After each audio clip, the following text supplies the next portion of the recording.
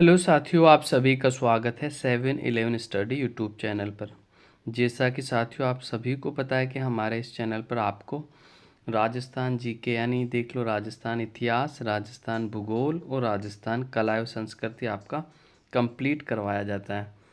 तो आज से हम क्या करेंगे कि आपका जो राजस्थान की राज्य व्यवस्था है, भारत की राज्य व्यवस्था, वो भी शुरू करने वाले हैं। और इसके अलावा अपन जो है राजस्थान का इतिहास के साथ साथ भारत का इतिहास भी पढ़ेंगे, भारत का भूगोल भी पढ़ेंगे। ठीक है, तो पूरा अपन कंप्लीट करने वाले हैं।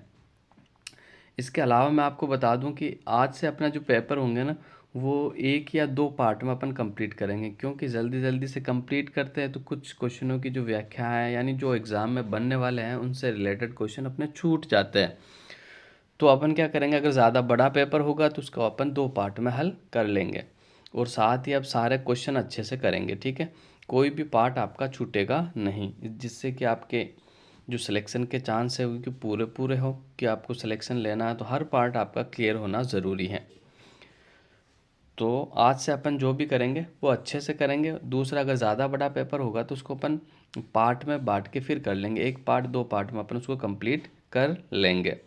तो चलो शुरू करते हैं, पहला क्वेश्चन की ओर बढ़ जाते हैं। पहला क्वेश्चन आपके सामने है, मैं थोड़ा सा इसको बड़ा कर देता हूँ। ये लो, ये बड़ा हो गया आपका। ठीक है, ओके। तो शुरू करते हैं पहला क्वेश्चन।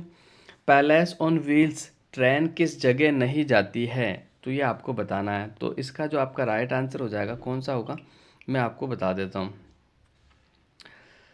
सबसे पहले बात करते हैं, सवाई माधोपुर से गुजरती है, बिल्कुल सही है। चित्तौड़गढ़ से भी गुजरती है, जैसलमेर से भी गुजरती है, लेकिन धौलपुर से नहीं गुजरती। तो आपका इसका सही आंसर हो जाएगा धौलपुर। ऑप्शन नंबर डी आपका बिल्कुल राइट आंसर हो जाएगा। सबसे पहले मैं आपको बता देता हूँ कि ये जो ट्रेन है राजस्थान के कौन कौन से ज़िले से गुजरती है। तो देखो, सबसे पहला आपका जयपुर हो जाएगा, जयपुर से भी गुजरती है। सवाई माधोपुर से गुजरती है, चित्तौड़ से गुजरती है, उदयपुर से भी गुजरती है, जैसलमेर से भी गुजरती है।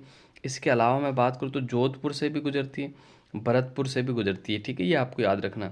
वापस से बता देता हूँ मैं आपको, जयपुर, सवाई माधोपुर, चित्तौड़गढ़, उदयपुर, जैसलमेर, जोधपुर और भरतपुर से गुजरती है। ठीक है, इन जिलों से होकर गुजरती है। इसके अलावा बात कर लेती है, दिल्ली में भी चलती है, दिल्ली से तो जयपुर आती है, फिर ये भरतपुर होती है आगरा, आगरा से फिर वापस ये दिल्ली चली जाती है। इसके अलावा मैं बता दें तो पैलेस ऑन व्हील्स जो है ना, ये एक राज्य की राजसी ठाट बाट सहित विशेष सुविधाओं से युक्त पैलेस ऑन व्हील्स नामक जो रेलगाड़ी है, उसे शाही रेलगाड़ी के नाम से शुरुआत की थी। कब हुआ था इसकी शुरुआत? तो 1982 में ये स्टार्ट हुई थी। आपको याद रखना कब शुरुआत हुई थी, 1982 में इसकी शुरुआत हुई थी। ये तिथि आपको एग्ज़ाम में पूछी हुई है, कौन से एग्ज़ाम में मैं बता देता हूँ। 2021 में जो पटवार का एग्ज़ाम हुआ था, 4th शिफ्ट में आया था ये। 4th शिफ्ट का जो आखिरी क्वेश्चन था राजस्थान जीके का, यही क्वेश्चन था वो। इसके अलावा अपन बात कर लेते हैं, रॉयल राजस्थान ऑन व्हील्स कब स्टार्ट हुई थी? 11 जनवरी 2009। ठीक है, आपको याद रखना, 11 जनवरी 2009। कौन सी? Royal Rajasthan on wheels. इसके अलावा मैं बात कर लूँ फेरी क्वीन। फेरी क्वीन जो ये शेखावटी की कलात्मक हवेली और देसी विदेशी पर्यटकों को सैर कराने हेतु उत्तर पश्चिम रेलवे द्वारा मीटर गेज पर भारत की सबसे पुराने भाप इंजन से चलने वाली है। इसकी जो शुरुआत हुई थी फेरी क्वीन की, वो 2003 में हुई थी। आपको याद रखना कब, 2003 में ये स्टार्ट हुई थी। अब अगले क्वेश्चन की ओर बढ़ जाते हैं गाइस। अगला क्वेश्चन आपके सामने है, हाड़ी रानी की बावड़ी या तालाब कहाँ स्थित है, ये आपको बताना है। तो हाड़ी रानी की जो बावड़ी और तालाब स्थित है वो टोडा रायसिंह में। कहाँ स्थित है? टोडा रायसिंह में। ठीक है, टोडा रायसिंह कहाँ पड़ता है? आपके टोंक में पड़ता है, आपको याद रखना है। ठीक है, तो हाड़ी रानी की जो बावड़ी आपकी है टोंक के टोडा रायसिंह में स्थित है। हाड़ी रानी के बावड़ी के बारे में कुछ तथ्यों पर अपन चर्चा कर ही लेते हैं। तो इसका जो निर्माण है टोडा रायसिंह में, इसका निर्माण हाड़ी रानी की बावड़ी जल संरक्षण और स्थापत्य कला का एक अद्भुत नमूना है। और इस बावड़ी में बनी हुई जो सीढ़ियाँ है ना, आभानेरी की चांद बावड़ी की तरह एक सुंदर और आकर्षक है। और इसका निर्माण जो बूंदी की राजकुमारी हाड़ी रानी ने लगभग 16 शताब्दी में इस बावड़ी का निर्माण करवाया था, यानी 16वीं शताब्दी में इसका निर्माण करवाया गया। इसके एक और अनूठे विश्राम कक्ष भी बने हुए हैं, जो कि अपने आकार में ऊंचाई है लिए हुए, जो कि ठंडक के कारण से जाने जाते हैं। यानी ऑटोमेटिक वह ठंड रहती है, मतलब गर्मी का एहसास नहीं होता, ठंडी हवाएं चलती हैं विश्राम कक्ष में, तो इसके लिए भी ये प्रसिद्ध है। अगले क्वेश्चन की ओर बढ़ जाते हैं गाइस। अगला क्वेश्चन आपके सामने, वर्ष 1953 में एशिया का सबसे बड़ा सीमेंट कारखाना कहाँ स्थापित किया गया था? तो इसका जो आपका राइट आंसर हो जाएगा बिल्कुल option number B, Sawai Madhopur में स्थापित किया गया। कहाँ स्थापित किया गया भाई? सवाई माधोपुर में स्थापित किया गया था। तो उस समय जो स्थापित किया गया था किसके द्वारा? तो जयपुर उद्योग लिमिटेड के द्वारा स्थापित किया गया था। इसकी विशेषता की थी, राजस्थान का उस समय दूसरा सबसे बड़ा कारखाना था भाई, दूसरा सबसे बड़ा कारखाना था। इसके अलावा राजस्थान का पहला कारखाना कौन सा था? तो सीमेंट कारखाना। राजस्थान का पहले सीमेंट कारखाना जो था वो लाखेरी गांव बूंदी में पड़ता था। इसकी स्थापना 1915 और 16 के मध्य हुई थी, ठीक है, आपको याद रखना। उस 17 में से मैं उत्पादन शुरू कर दिया था। ये राजस्थान का प्रथम सीमेंट कारखाना था, कौन सा? लाखेरी गांव बूंदी वाला। और इसकी स्थापना जो की थी कौन सी कंपनी ने करी थी? क्लिक निक्सन कंपनी के द्वारा की गई थी। इसके अलावा मैं बता दूं तो राजस्थान का जो सबसे बड़ा सीमेंट कारखाना है वो जेके सीमेंट कारखाना है। कौन सा? जेके सीमेंट कारखाना, जो कि निम्बाड़ा चित्तौड़गढ़ में पड़ता है। इसकी स्थापना कब हुई थी? तो 1974 में हुई थी। आपको याद रखना कब हुई थी? 1974 में, ठीक है। अब मैं आपको बता देता हूँ कि पूरे भारत का वर्ल्ड में सीमेंट के स्थान पे दूसरा नंबर है भाई, सर्वाधिक सीमेंट, ठीक है। सर्वाधिक सीमेंट का जो उत्पादन होता है चीन के बाद जो उत्पादन होता है पूरे विश्व में वो भारत में होता है, ठीक है, दूसरे स्थान पर है। और भारत में सर्वाधिक सीमेंट उत्पादन यानी मैं बात कर लूँ तो राजस्थान में होती है। भारत का सीमेंट उत्पादन में राजस्थान का पहला स्थान है। और राजस्थान में मैं बात कर लूँ तो पहले स्थान पर चित्तौड़गढ़ है कि सर्वाधिक सीमेंट का जो उत्पादन होता है वो चित्तौड़गढ़ से होता है। इसके अलावा कुछ इंपॉर्टेंट तथ्य मैं आपसे शेयर करना चाहता हूँ कि जैसलमेर जो ऐसा ज़िला है, देखो भविष्य में राजस्थान के सर्वाधिक सीमेंट उत्पादन जैसलमेर ज़िले में होने की संभावना आपको याद रखना। और दूसरा सर्वाधिक सीमेंट उत्पादन सिरोही ज़िले में होता है। इसके अलावा पहले मैं सफ़ेद सीमेंट के कारखाने की बात कर लूँ तो गोटन नागौर में। इसकी स्थापना कब हुई थी? 1984 में हुई थी। कब हुई थी? 1984। किसने की थी? तो जेके बिरला व्हाइट सीमेंट कंपनी के द्वारा किया गया था, ठीक है। जबकि दूसरा सफ़ेद सफ़ेद सीमेंट का जो कारखाना है वो खारिया खंगार जोधपुर में पड़ता है आपका, ठीक है। ये राजस्थान का सबसे बड़ा सफ़ेद सीमेंट का कारखाना है, ठीक है। पहला तो गोटन हो गया, लेकिन सबसे बड़े में जो पहला है वो कौन सा? बड़ा खारिया खंगार हो जाएगा आपका, जो कि जोधपुर में पड़ता है। इसकी स्थापना 1988 में जेके बिरला व्हाइट सीमेंट के द्वारा ही की गई थी, ठीक है। ये भी आपको याद रखना। गोटन वाला नागौर में पड़ता है, खारिया खंगार वाला आपका जोधपुर में पड़ता है। अगले क्वेश्चन की ओर बढ़ जाते हैं गाइस। अगला क्वेश्चन आपके सामने है बिल्कुल। राजस्थान के जिस शहर को सीवी रमन ने आइलैंड ऑफ ग्लोरी का नाम दिया है वह है? तो इसका जो आपका राइट आंसर हो जाएगा बिल्कुल ऑप्शन नंबर सी, बिल्कुल राइट आंसर हो जाएगा। सीवी रमन ने आइलैंड ऑफ ग्लोरी किसे कहा है? तो जयपुर को आइलैंड ऑफ ग्लोरी कहा है। क्यों कहा? इसका कारण मैं आपको बता देता हूँ। सवाई जयसिंह द्वारा निर्मित ये जगह भारत की सबसे पहली यानी जयपुर जो योजनाबद्ध शहर था, जिसमें शांत मंदिर, लंबे खड़े किले, महल, शाही सुंदरता के साथ हवेलियाँ है, इसलिए इसको सीवी रमन ने आइलैंड ऑफ ग्लोरी कहा है। इसके अलावा मैं और बता देता हूँ जयपुर जो भारत का 10वां सबसे अधिक आबादी वाला शहर है। चूँकि जयपुर की जो इमारतों का रंग है वो गुलाबी था, इसलिए इस शहर को गुलाबी शहर के नाम से भी जाना जाता है। और प्रसिद्ध भारतीय वैज्ञानिक सीवी रमन ने जयपुर को आइलैंड ऑफ ग्लोरी कहा है। अगले क्वेश्चन की ओर बढ़ जाते हैं गाइस। अगला क्वेश्चन बिल्कुल आपके सामने है, ये रहा। सहरिया जनजाति के कुंभ के नाम से प्रसिद्ध मेला है? तो ऑप्शन नंबर ए आपका बिल्कुल राइट आंसर हो जाएगा। सीताबाड़ी का जो मेला है वो सहरिया जनजाति का कुंभ कहलाता है। जबकि बेणेश्वर जो मेला है वो आदिवासियों का कुंभ कहलाता है। किसका कुंभ कहलाता है?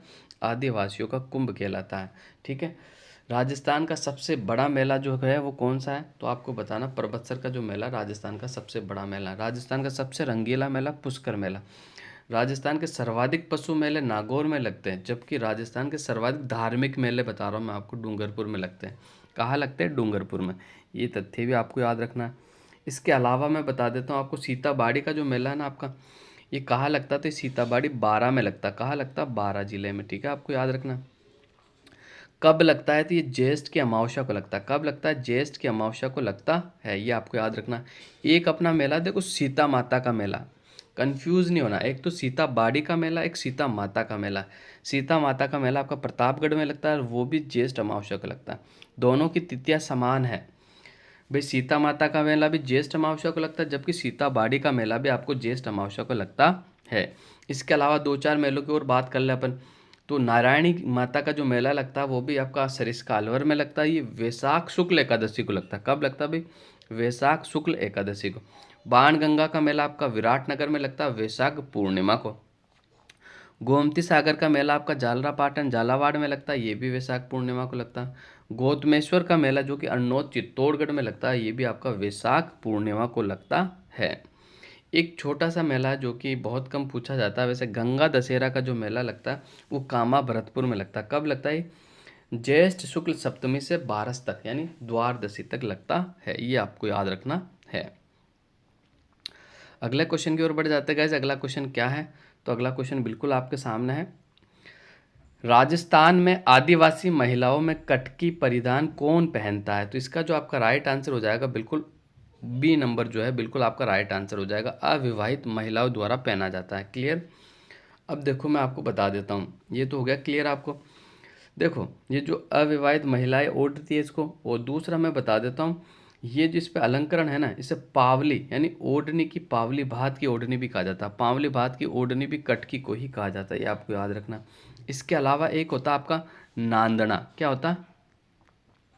नांदना होता है। नांदना क्या होता है? आदिवासी महिलाओं का सबसे प्राचीन वस्त्र, ये आसमानी रंग की एक साड़ी होती है। ठीक है, आदिवासी महिलाओं का सबसे प्राचीन वस्त्र कौन सा है? नांदना। एक होता है जामसाई साड़ी। आदिवासी जो लोग होते हैं विवाह के अवसर पर दुल्हन द्वारा पहने जाने वाला वस्त्र होता है इसके अंदर, जामसाई साड़ी में। ठीक है, इसके अलावा एक लूगड़ा या अंगोचा साड़ी होती है। इसमें विवाहित स्त्रियों द्वारा पहनावे में सफ़ेद आधार पर लाल बूटे छपे हुए होते हैं। कौन से में? लूगड़ा या अंगोचा साड़ी में। इसके अलावा मैं बात कर लूँ तो ताराबाद की ओढ़नी आदिवासी महिलाओं की सबसे प्रिय वस्त्र है, ये ताराबाद की ओढ़नी। इसमें क्या होता है? इसका जो आधार होता है ना, नीचे की जो सतह होती है भूरी लाल और किनारों का छोर काला होता है। इसके अलावा जवार बात ओढ़नी की बात कर लो तो सफ़ेद सफ़ेद छोटी छोटी बिंदी के आधार पर लाल काले रंग के बेल बूटे उसमें होते हैं। चुन्नड़, चुन्नड़ जो कि भीलों की प्रसिद्ध है, ठीक है, एक प्रकार की ओढ़नी होती है। इसके अलावा केर बात की ओढ़नी की मैं बात कर लूँ तो इसके किनारे केरी और इसका आधार जवार बात जैसी बिंदियाँ होती है। ठीक है, इसके अलावा लहरबाद की ओढ़नी की बात कर लो तो जवार बात की जैसी बिंदियाँ होती है, जो जिससे लहरिया बना होता है, उसे लहरबाद की ओढ़नी कहा जाता है।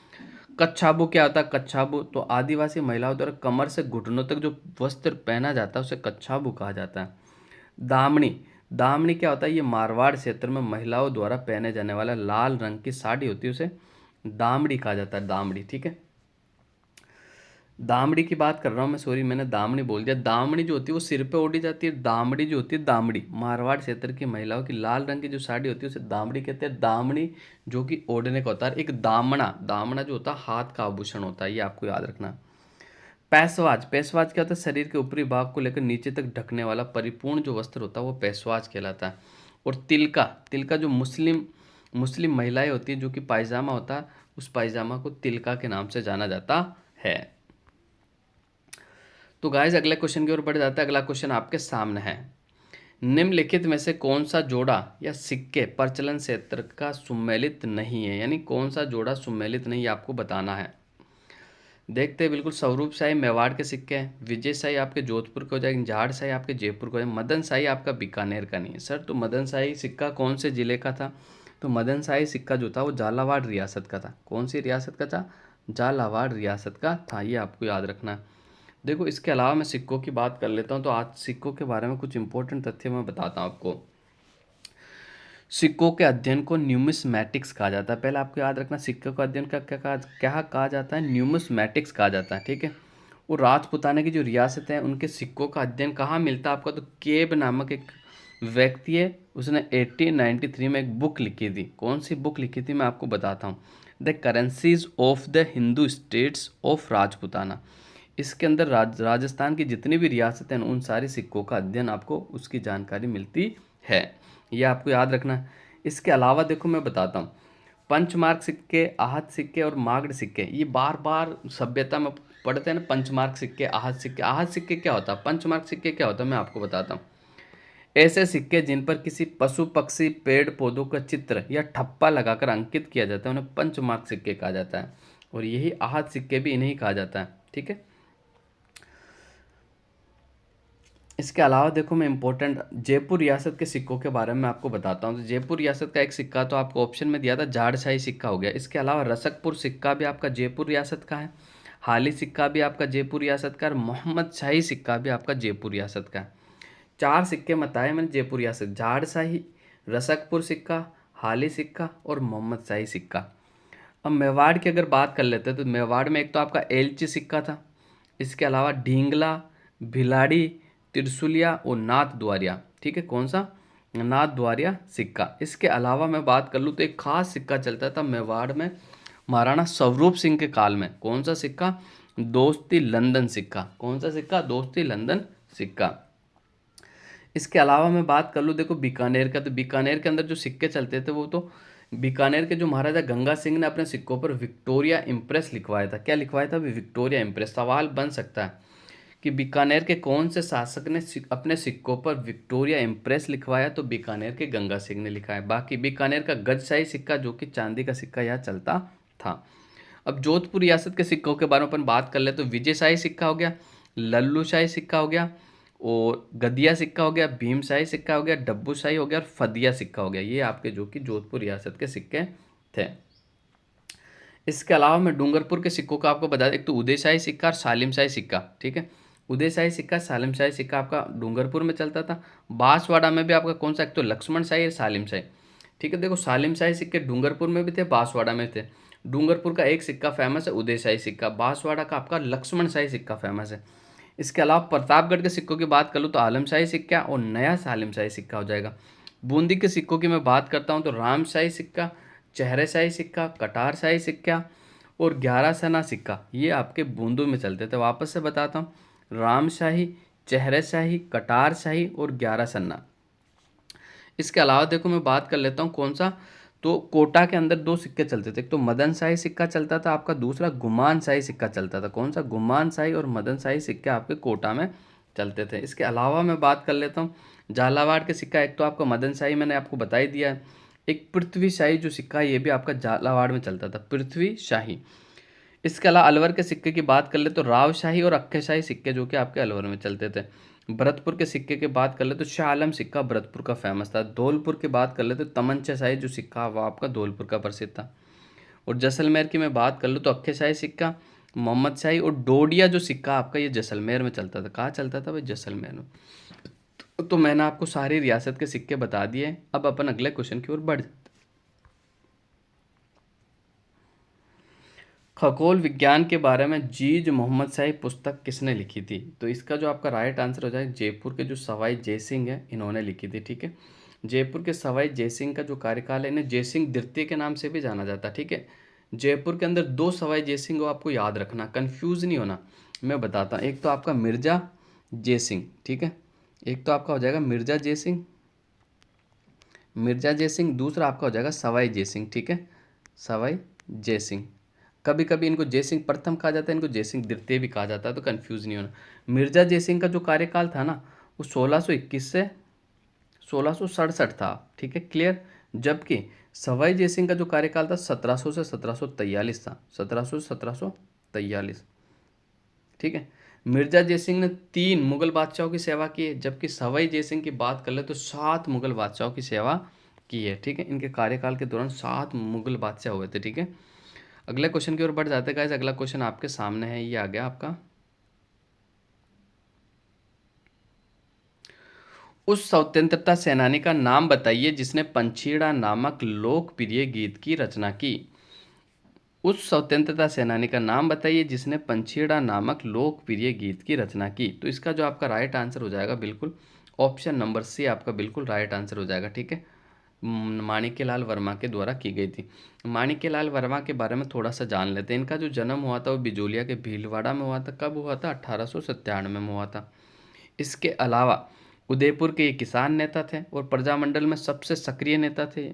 ठीक है, बिजोलिया आंदोलन में भी इन्होंने भाग लिया था। इसके अलावा 1938 के अंदर 1938 में मेवाड़ प्रजामंडल की स्थापना करी थी। ठीक है, इसके अलावा पंछेड़ा गीत क्यों लिखा था कि जो जनता थी, जनता को स्वतंत्रता के प्रति उनमें जन जागृति पैदा करना, इसलिए इन्हें पंछेड़ा गीत गाया भी था और लिखा भी था। इसके अलावा इनकी एक और पुस्तक है मेवाड़ का वर्तमान शासक। मेवाड़ का वर्तमान शासक किनकी किताब है? तो ये बिल्कुल आपके माणिक्यलाल वर्मा की। किनकी है भाई? माणिक्यलाल वर्मा की किताब है। इसके अलावा मैं बता देता हूँ तो एक इन्होंने आश्रम की स्थापना करी थी, खांडलय आश्रम। एग्जाम में पूछा हुआ सवाल है कि खांडलय इस आश्रम की स्थापना किसने करी? माणिक्य लाल वर्मा ने करी थी 1934 में। कब करी थी भाई? 1934 के अंदर, 1934 में खांडलय आश्रम की स्थापना की थी। ये भी आपको याद रखना है, जो कि इंपॉर्टेंट तथ्य मैंने आपसे शेयर कर लिया है। अगले क्वेश्चन की ओर बढ़ते हैं गाइस। जयपुर में राम प्रकाश थिएटर की स्थापना किसने की? तो इसका जो आपका राइट आंसर हो जाएगा ऑप्शन नंबर है महाराजा राम सिंह द्वितीय। किसने करी भी? महाराजा राम सिंह द्वितीय ने करी थी, ठीक है। महाराजा राम सिंह द्वितीय की मैं बात कर लूँ तो इनका जो कार्यकाल माना जाता है 1835 से लेकर 1880 तक माना जाता है, ठीक है। ये आपको याद रखना। लेकिन ये छोटे थे, तो छोटे जब थे ना, तो जो प्रशासन है वो अंग्रेजी प्रशासक किसने? लुडलो। किसने संभाला था? जॉन लुडलो ने संभाला था, ठीक है। जॉन लुडलो ने 1843 की मैं बात करूँ तो जयपुर के अंदर सती प्रथा, दास प्रथा, कन्यावध और दहेज प्रथा पर रोक लगाने के आदेश जारी किए थे। जैसे ही महाराजा राम सिंह वयस्क होने के बाद शासन के समस्त अधिकारी ने वापस सौंप दिए गए। मैं 1857 की क्रांति की बात कर लूँ तो स्वतंत्रता आंदोलन में महाराजा राम सिंह ने अंग्रेजों की भरपूर सहायता की थी, इसीलिए अंग्रेजी सरकार ने इन्हें एक उपाधि दी थी। ये उपाधि पूछी हुई है। कौन सी उपाधि दी थी? देखो मैं बताता हूँ, सितार ए हिंद की उपाधि दी थी। कौन सी उपाधि? सितार ए हिंद की जो उपाधि दी थी वो अंग्रेजों ने दी थी। क्यों दी थी? क्योंकि 1857 की क्रांति के दौरान अंग्रेजों का साथ दिया था, इसलिए इन्हें सितार ए हिंद की उपाधि दी गई। 1870 में गवर्नर जनरल वॉयसरॉय लॉर्ड मयो ने जयपुर और अजमेर की यात्रा करी थी। इन्हीं के नाम पर अजमेर के अंदर मयो कॉलेज बना हुआ है। वो एक्चुअल में मयो कॉलेज नहीं, वो है तो स्कूल ही, लेकिन उसे मयो कॉलेज के नाम से जाना जाता है, ठीक है। वो 12th तक स्कूल है, जिसमें जो कि जो बड़े बिजनेसमैन वगैरह और जो बड़े राजा महाराजा के लोग जो बैठे होते थे वो पढ़ते थे उसमें, है ना। फिर मैं बता दूं आपको, दिसंबर 1875 में गवर्नर जनरल लॉर्ड नॉर्थब्रुक और फरवरी 1876 में prince of Wales prince Albert ने जयपुर की यात्रा करी थी, ठीक है। इसीलिए जयपुर में उनकी स्मृति याद में अल्बर्ट हॉल का शिलान्यास प्रिंस अल्बर्ट हाथों के द्वारा उनके द्वारा ही करवाया गया था। इसके अलावा मैं बात कर लूँ तो 1845 में महाराजा कॉलेज और संस्कृत कॉलेज का निर्माण करवाया, और राजस्थान का सबसे पुराना कॉलेज भी महाराजा कॉलेज। ये सवाल भी एग्जाम में पूछा हुआ, ठीक है, ये आपको याद रखना। और 1818 ईस्वी 1880 ईस्वी में इनका निधन हो गया था। अब अगले क्वेश्चन की ओर बढ़ जाते हैं गाइस। गुलाबी रंग भी जो करवाया था वो राम सिंह द्वितीय ने ही करवाया था, ये भी आपको याद रखना है। लंपा, लंपी, किरण और गोखरू क्या है? देखो तो मैं आपको बता देता हूँ। ऑप्शन नंबर, राजस्थान फिल्म, सासू माँ के किरदार, गोटा की विभिन्न किस्में, शेरवानी के नाम, अधिक उपज देने वाले कीट जैसे किडनी बीन, फेजियोलस, एकोनाइट, फोलियम की किस्में। तो इसका जो आपका राइट आंसर हो जाएगा बिल्कुल ऑप्शन नंबर बी, बिल्कुल आपका राइट आंसर हो जाएगा। ये आपको याद रखना, ठीक है। ये गोटा की विभिन्न किस्में हैं, ठीक है, ठीक है। इसके अलावा मैं बता देता हूँ, देखो एक गोखरू जो लिखा हुआ है ना इसमें, गोखरू, ये गोखरू जो है आपका एक आभूषण भी है, ठीक है। गोखरू जो है एक आभूषण भी है, ये भी आपको याद रखना है। गोखरू कहाँ पहना जाता है आपका? तो गोखरू जो है आपका कहाँ पहना जाता है? बिल्कुल पैरों में पहना जाता है, ठीक है। ये आपको याद रखना है। अगला क्वेश्चन की ओर बढ़ जाते हैं गाइस। अगला क्वेश्चन क्या है? तो अगला क्वेश्चन आपके सामने है।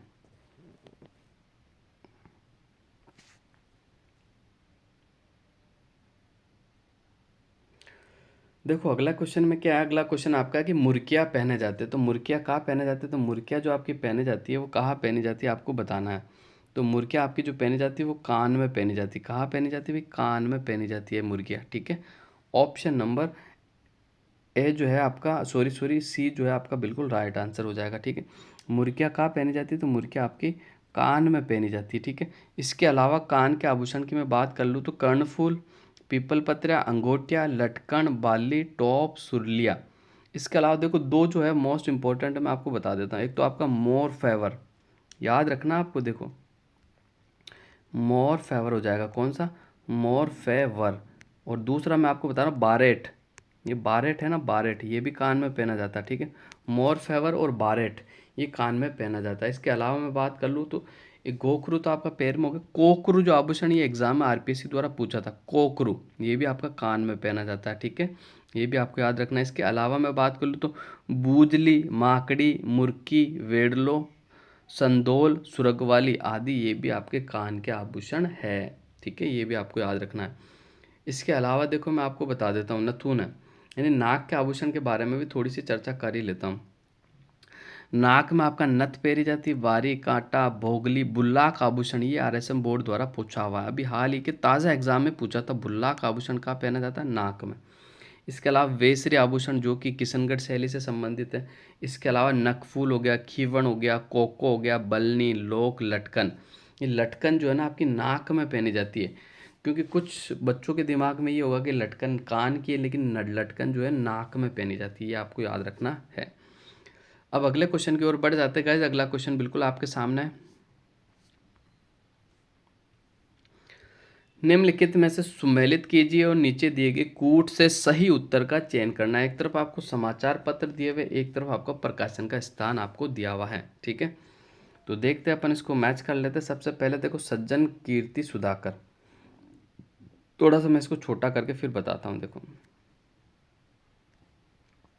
सबसे पहला आपका सज्जन कीर्ति सुधाकर जो है कहाँ से हुआ था, उदयपुर। 4 का 4 आंसर, ठीक है, 4 का 4 आंसर। बिल्कुल नीचे वाले दो तो कैंसिल हो गया आपके, अब बचा 4 का 4, यानी सज्जन कीर्ति सुधाकर आपका उदयपुर से हो गया। सज्जन, ये महाराणा सज्जन सिंह के काल में एक साप्ताहिक पत्र था। इसके अलावा मैं बात कर लेता हूँ, ठीक है। नवीन राजस्थान कहाँ से निकलता था, तो आपका अजमेर से निकलता था। नवीन राजस्थान आपका अजमेर से। 2 का 2, 2 का 2 किस में लिखा, दोनों में, बिल्कुल सही है। लोकवाणी जो समाचार पत्र आपका जयपुर वाला है भाई, लोकवाणी आपका जयपुर का, ठीक है। 3 का 1 का लिखा हुआ, तो 3 का 1, ऑप्शन नंबर बी आपका बिल्कुल राइट आंसर हो जाएगा, ठीक है। प्रजा सेवक जो समाचार पत्र, ये आपका जोधपुर का है, ये आपको याद रखना। कहाँ का, जोधपुर का है, तो ये आपको याद रखना है। तो इसका जो सही आंसर मैंने बता दिया। तो इसके बारे में तो कुछ समाचार पत्र के बारे में थोड़ी सी चर्चा अपन कर ही लेते। सबसे पहले मैं आपको नवीन राजस्थान के बारे में बता देता हूँ। नवीन राजस्थान विजय सिंह पथिक ने 1921 में अजमेर से और नवीन राजस्थान नामक समाचार पत्र का प्रकाशन शुरू कर दिया, लेकिन कुछ समय बाद इसका नाम बदल दिया गया। कब बदला, तो 1923 में इसका नाम बदलकर तरुण राजस्थान कर दिया गया, ये आपको याद रखना है, ठीक है।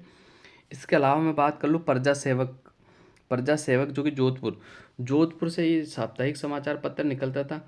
और किसके द्वारा शुरू किया गया था, ये अचलेश्वर प्रसाद शर्मा के द्वारा शुरू किया गया था, ठीक है, ये भी आपको याद रखना है। और इसी समाचार पत्र में सागरमल गोपा के साथ जैसलमेर में जेल में किए गए अत्याचारों का भंडाफोड़ भी किया गया था। इसके अलावा मैं और बात कर लूँ, एक लोकवाणी समाचार पत्र आपका जो कि जयपुर का है। ये देवी शंकर तिवारी के संपादन में स्वर्गीय जमनालाल बजाज की स्मृति में जयपुर में 1943 में इसका प्रकाशन हुआ था, ठीक है, आपको याद रखना है। ये भी एक साप्ताहिक समाचार पत्र था। तो ये हो गया, मैंने आपको बता दिया। इसके अलावा सज्जन कीर्ति सुधाकर, ये राजस्थान में प्रकाशित सर्वप्रथम साप्ताहिक समाचार पत्र था, ये आपको याद रखना है। इसके अलावा, ठीक है, जो एक मैं आपको बता देता हूँ, राजपुताना गजट। राजपुताना गजट जो है ना, ये 1985 में अजमेर से मौलवी मुराद अली द्वारा प्रकाशित किया गया था, ये आपको याद रखना। किसके द्वारा, मौलवी मुराद अली के द्वारा प्रकाशित किया गया था। अगला क्वेश्चन की ओर बढ़ जाते हैं गाइस। अगला क्वेश्चन, बिल्कुल अगला क्वेश्चन आपके सामने है, ये रहा। कहाँ गए अपन, पीछे आ गए थोड़े, वापस से आ जाते ऊपर, ये लो।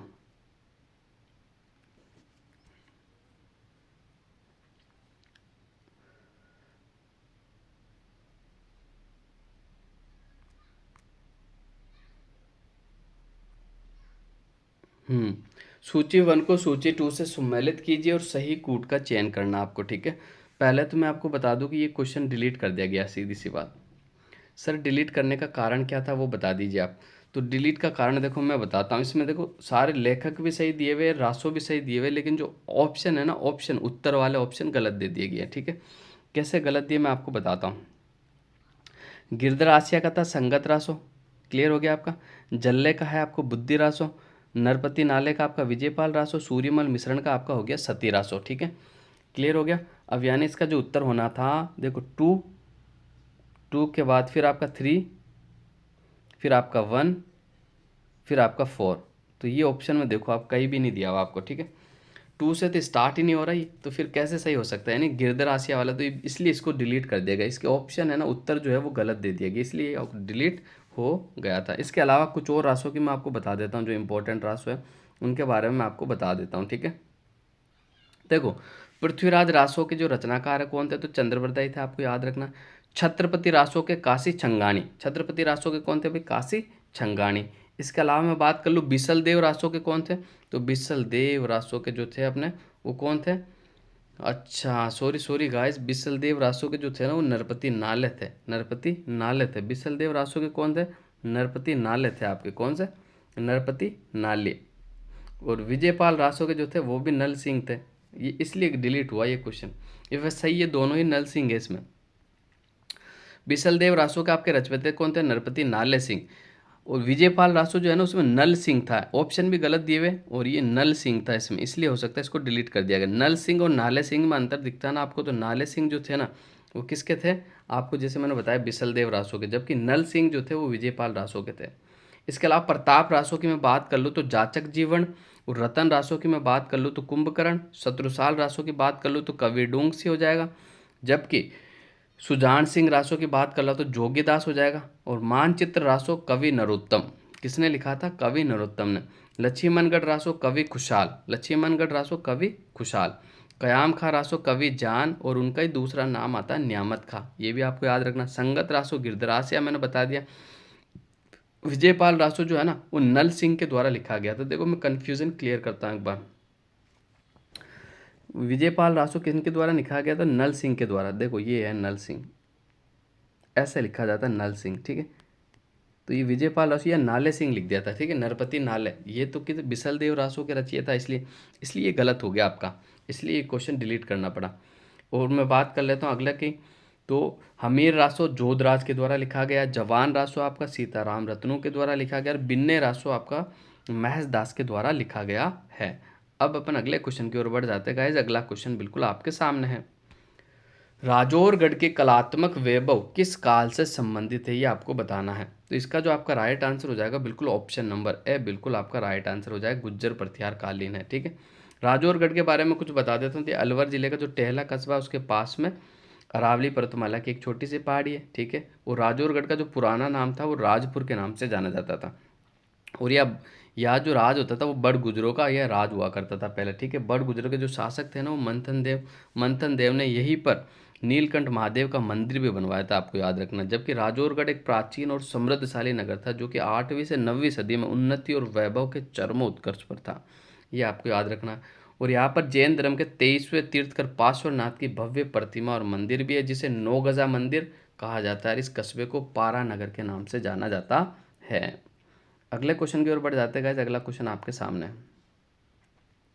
चिड़ावा के गांधी किसे कहा जाता है। तो चिड़ावा के जो गांधी कहा जाता है वो किसे कहा जाता है, तो मैं आपको बता देता हूँ। चिड़ावा के जो गांधी कहा जाता है मास्टर प्यारेलाल गुप्ता को कहा जाता है, ठीक है, मास्टर प्यारेलाल गुप्ता को। यही क्वेश्चन आपका जो आया था पटवार एग्जाम 2015-16 में आया था, ठीक है। प्री जो एग्ज़ाम था उसमें बना था ये, ठीक है। इनके बारे में कुछ अब देख लेते। तो इन्होंने देखो एक समिति की स्थापना करी थी जो एग्ज़ाम में बनती है। कौन सी समिति, तो अमर सेवा समिति। कौन सी समिति, अमर सेवा समिति की स्थापना 1922 में करी थी। कब करी थी भाई, 1922 ईस्वी में, ठीक है, ये आपको याद रखना। इसके अलावा मैं बता दूं आपको, तो मास्टर प्यारेलाल गुप्ता का जो संबंध अलीगढ़ जिले के रहने वाले थे जो कि चिड़ावा में आगे थे पढ़ाने के लिए, ठीक है। इसके अलावा खेतड़ी नरेश अमर सिंह ने इन्हें गिरफ्तार भी किया था, ठीक है। इसके अलावा मैं बता दूं चांदकरण शारदा ने तत्काल चिड़ावा आए थे, लोगों ने इनके अत्याचार के विरुद्ध तनकर खड़े रहने का आह्वान भी किया था। इसके अलावा मैं बात कर लूँ तो सेठ जमनालाल बजाज और सेठ घनश्याम दास बिरला, सेठ वेणी प्रसाद डालमिया नेताओं ने खेतड़ी के राजा को कठोर चिट्ठियाँ लिखकर कड़ा विरोध भी जताया था। तो ये भी आपको याद रखना है। अगले क्वेश्चन की ओर बढ़ जाते हैं गाइस। अगला क्वेश्चन आपके सामने, सुनहरी सभ्यता। कौन सी सभ्यता, थोड़ा बड़ा कर लेते हैं इसको, ये लो, सुनहरी सभ्यता के बारे में अपन जानने वाले हैं, ठीक है। सुनारी सभ्यता के अवशेष राजस्थान के किस जिले से प्राप्त हुए, तो इसका जो आपका राइट आंसर हो जाएगा ऑप्शन नंबर बी, बिल्कुल आपका राइट आंसर हो जाएगा। कहाँ से मिला, झुंझुनू से मिला, ठीक है। अब इसके बारे में मैं बता देता हूँ। सुनारी सभ्यता जो सुनारी नामक पुरातात्विक स्थल है झुंझुनू के खेतड़ी तहसील में कातली नदी के किनारे मिला, ठीक है, ये आपको याद रखना। इसका जो उत्खनन हुआ था 1980 और 81 के मध्य हुआ था। किसने करवाया था, तो राजस्थान राज्य का जो पुरातत्व विभाग है उसके द्वारा करवाया गया था। यहाँ पर क्या क्या मिला था, तो यह लोहा गलाने की प्राचीनतम भट्टियाँ मिली है, ठीक है। इसलिए सुनारी जो सभ्यता है ना लोह युगीन सभ्यता, ये आपको याद रखना। इसके अलावा मैं बात कर लूँ तो यह स्लेटी रंग के मर्दबाण संस्कृति के अवशेष भी प्राप्त हुए। इसके अलावा सुनारी सभ्यता से मातृ देवी की मर्ण मूर्तियाँ और धान संग्रहण के कोठा भी प्राप्त हुआ। सुनारी से मौर्यकालीन सभ्यता के अवशेष मिले हैं, ये भी आपको याद रखना। इसके अलावा जोधपुरा, नौर, सुनारी से शुंग और कुषाण कालीन अवशेष भी आपके प्राप्त हुए हैं। सुनारी सभ्यता के निवासी भोजन में चावल का प्रयोग करते थे और घोड़ों को रथ से खींचते थे। इसके अलावा सुनारी से लोहे के तीर, भाले और लोहे के कटोरे आदि आपको प्राप्त हुए हैं। ये तथ्य भी आपको याद रखने हैं। अगले क्वेश्चन की ओर बढ़ जाते हैं गाइस। अगला क्वेश्चन आपके सामने है। शेख हमूमुद्दीन नागौरी सूफी सिलसिले के थे। किस सूफी सिलसिले के थे आपको बताना है। तो देखते हैं कौन से सूफी सिलसिले के थे। तो इसमें जो आपका राइट आंसर हो जाएगा बिल्कुल ऑप्शन नंबर सी आपका बिल्कुल राइट आंसर हो जाएगा। चिश्ती से थे। किससे? चिश्ती सिलसिले से। इनके बारे में बता देता हूँ। तो ख्वाजा मोइनुद्दीन चिश्ती के शिष्य थे। इनके गुरु कौन थे? तो ख्वाजा मोइनुद्दीन चिश्ती इनके गुरु थे। ठीक है, ये आपको याद रखना है। और इन्होंने अपना अधिकांश समय कौन से जिले में बिताया था? तो नागौर जिले में बिताया था। ठीक है, राजस्थान में अजमेर के बाद नागौर ही सूफी मत का सबसे प्रसिद्ध केंद्र रहा, ये आपको याद रखना। ठीक है, और इसके अलावा मैं बता दूं तो इन्होंने अपना पूरा जीवन एक आत्मनिर्भर किसान की तरह गुजारा। ठीक है, और ये नागौर के सुवाल गांव में खेती करते थे। ये सवाल एग्जाम में बना हुआ है कि कौन से जो सूफी संत है जो नागौर के सुवाल गांव में खेती करते थे, तो वो शेख हमीमुद्दीन नागौरी थे। ठीक है, इसके अलावा मैं बता दूं आपको मोस्ट इंपॉर्टेंट तथ्य और बताता मैं आपको। तो इनकी मज़ार जो है ना, इनकी मज़ार पे जो मोहम्मद बिन तुगलक ने एक गुम्बद का निर्माण करवाया था 1330 ईस्वी में। कब करवाया था? 1330 ईस्वी में। ये तथ्य भी आपको याद रखना है। ठीक है, अब अगले क्वेश्चन की ओर बढ़ते हैं अपन। तो आज के 25 क्वेश्चन हो गए, बहुत हो गया। फिर अगले वीडियो में इसका पार्ट 2 अपन कंप्लीट करेंगे। ठीक है, अच्छे से। तो आज के लिए बस इतना ही। आप सभी का धन्यवाद।